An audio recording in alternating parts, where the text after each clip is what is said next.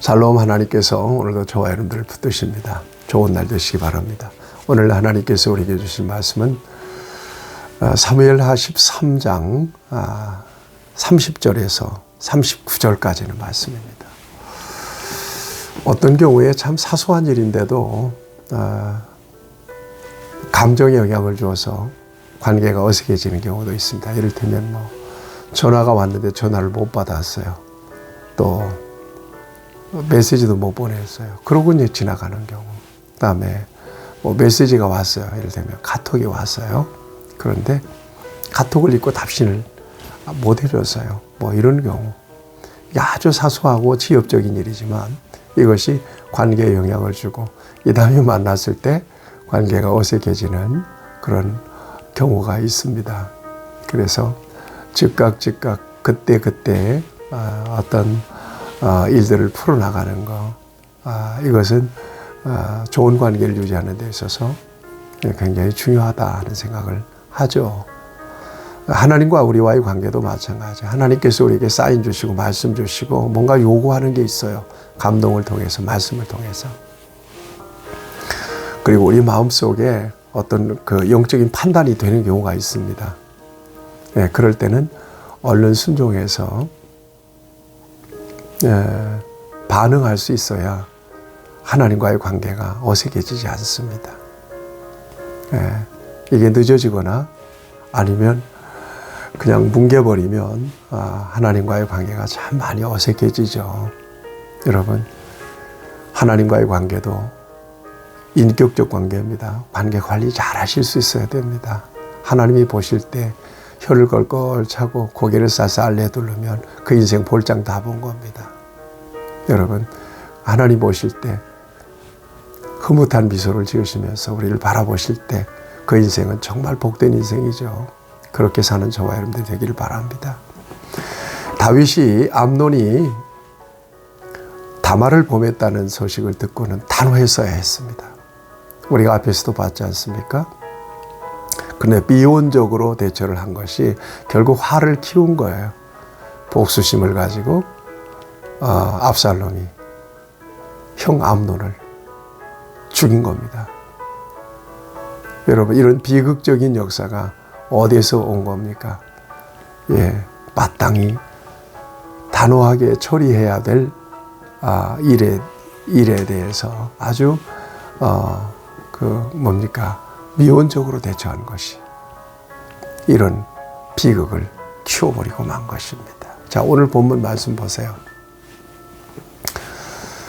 다윗에게 압살롬이 암논뿐만 아니라 다른 모든 왕자들을 다 죽였다는 소식이 들립니다. 이 같은 절망적인 소식이 어디 있어요? 충격적인 소식입니다. 그래서 다윗이 그 소식을 듣고는 어때요? 여러분 30절을 보니까 31절을 보세요. 일어나서 자기 옷을 찢고 땅바닥에 들어 눕고 땅바닥에 들어 눕습니다. 얼마나 절망감이 컸으면 그랬겠어요. 이런 비극이 다윗에게 아마 올 줄 몰랐을 것입니다. 그런데 여러분 32절을 보면 다윗의 형 시므아의 아들 요나답이 어떤 사람입니까?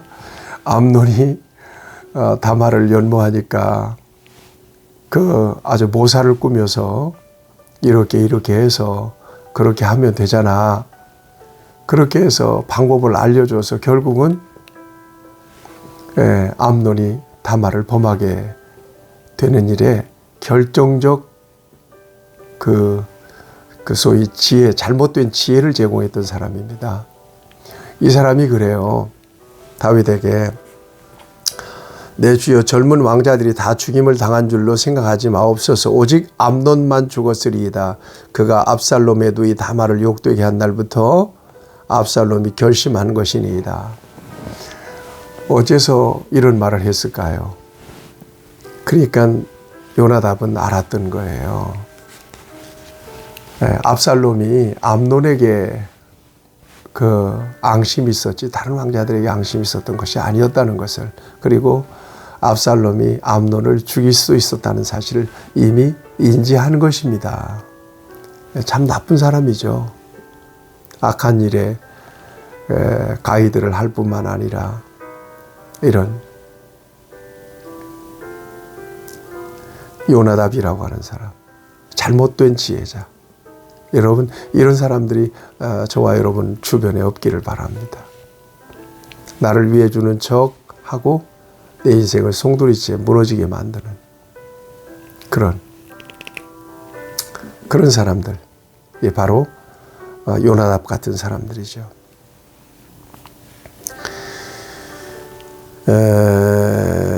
그리고 여러분 34절을 보세요. 이에 압살롬은 도망하니라. 파수하는 청년이 눈을 들어보니 보아라 뒷산 언덕길에 여러 사람이 오는도다. 요나답이 왕께 아뢰되 보소서 왕자들이 오나이다. 당신의 종이 말한 대로 되었나이다 하고. 자, 압살롬은 암논을 죽이고 어디로 도망갑니까? 여기 보니까 그슬왕 암미홀의 아들 달메에게로 갔고 그랬어요. 그슬왕, 어머니 그술로 도망갑니다. 어머니의 고향입니다. 어머니의 고향으로 도망가 버리고 맙니다. 그리고 여기 요나답의 말처럼 암돈만 죽고 나머지 왕자들은 이렇게 살아왔습니다. 36절을 보세요. 말을 마치자 왕자들이 이르러 소리를 높여 통곡하니 왕과 그의 모든 신하들도 심히 통곡하니라. 다른 왕자들은 살아서 왔습니다. 그래서 서로 옮겨서 통곡하는 거예요. 네. 형제들 간에 피비린내 나는 그런 살인의 역사가 일어났으니까요. 이게 결코 작은 문제가 아니죠. 그리고는 압살롬은 어머니 고향 구술로 도망가서 3년 동안을 거기에서 지냅니다. 네. 3년 동안. 다윗이 얼마나 압살롬이 원망스러웠겠어요. 이것은 다윗이 진정으로 단호해야 될 타이밍에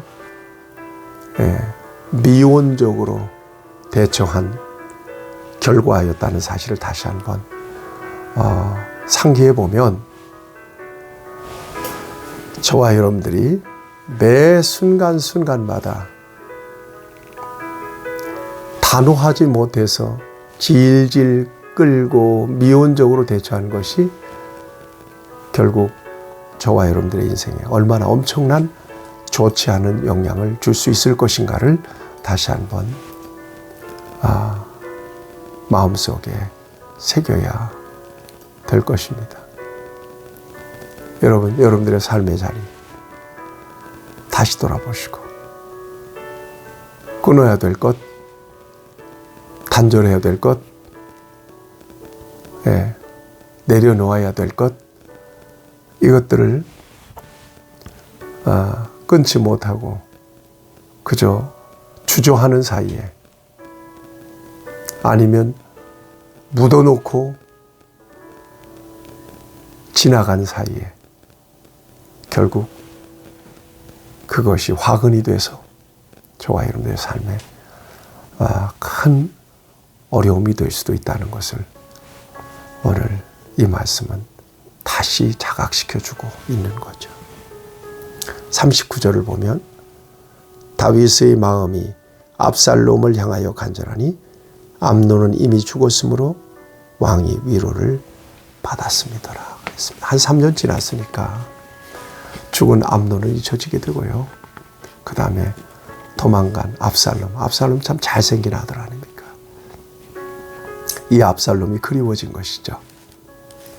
여러분, 오늘 이 말씀 속에서 우리의 삶을 돌아보면서 지혜롭고 현명하게 하나님 앞에서 살아가는 저와 여러분들이 되기를 바라고, 특별히 저와 여러분들의 삶을 살펴서 부족한 것들이 있다면 얼른 하나님이 정말 기뻐하시는 그런 삶의 자리를 또 회복하고, 그래서 하나님께 기쁨이 되고 우리에게는 복이 되는 그런 삶을 누릴 수 있기를 바랍니다. 좋으신 아버지 하나님, 하나님께서 귀한 말씀을 통해서 또 한 번 도전해 주십니다. 끊어야 될 것 바로 끊어라. 버려야 될 것 바로 버려라. 그렇지 못하면 이런 일들이 생긴다. 죄를 키우는 일이 없게 하시고 죄에 대해서 다 노할 수 있는 그런 믿음과 용기를 우리에게 더하여 주시옵소서. 예수님의 이름으로 기도하옵나이다. 아멘. 여러분 승리하시기를 축복합니다.